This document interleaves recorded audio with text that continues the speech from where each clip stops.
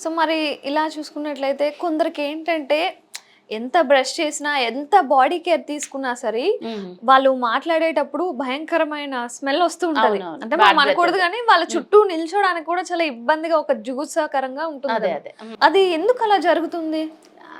అదే improper brushing ఒకటి ఉంటది.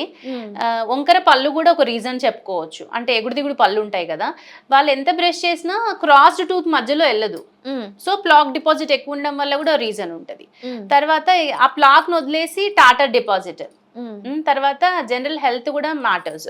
జనరల్ హెల్త్ వచ్చేసి ఇప్పుడు మనకి ఉమ్మి ఫార్మేషన్, సలైవా ఫార్మేషన్ తక్కువున్నా కూడా బ్యాడ్ బ్రెత్ బాగొస్తది. ఓకే. అట్లా అన్నమాట. అది మనకి సలైవా ఫార్మేషన్ తక్కువుంది అంటే మన గ్లాండ్స్‌లో ఏదో ఇబ్బంది ఉన్నట్టు. మనం అది చెక్ చేసుకొని రూల్ ఔట్ చేసుకోవాలి. ఏదైనా ఆ బ్యాడ్ బ్రెత్‌ని హాలిటోసిస్ అంటారు. హాలిటోసిస్ రీజన్ వచ్చేసి that is very easy actually. కొన్నిసార్లు పుచ్చుపళ్ళు ఉండిపోతాయి నోట్లో. అందులో ఫుడ్ ఇరికిపోతా ఉంటది. ఎప్పుడో నిన్న తినింది మొన్న తినడంలో స్టక్ అయి ఉంటది. దెన్ ఆబ్వియస్లీ బ్యాక్టీరియల్ యాక్టివిటీతోని that bad breath will be there నా. It is almost like a dustbin over there. Then that tends to smell.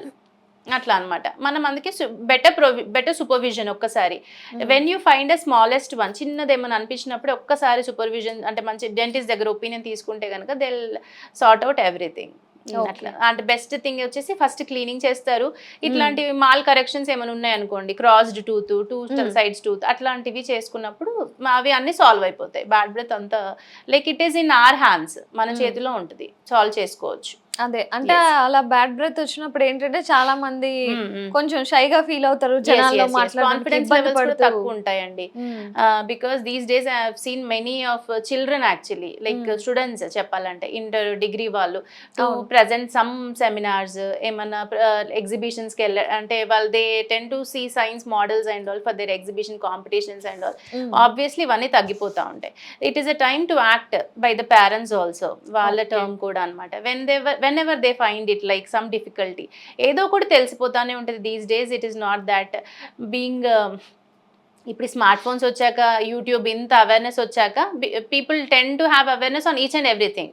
It is only thing మనకి నెగ్లిజెన్స్ అంతే. వెళ్దాంలే, అవుతుంది కదా, వస్తుంది కదా, అట్లా అనేది వదిలేసుకోవాలన్నమాట. ఓకే.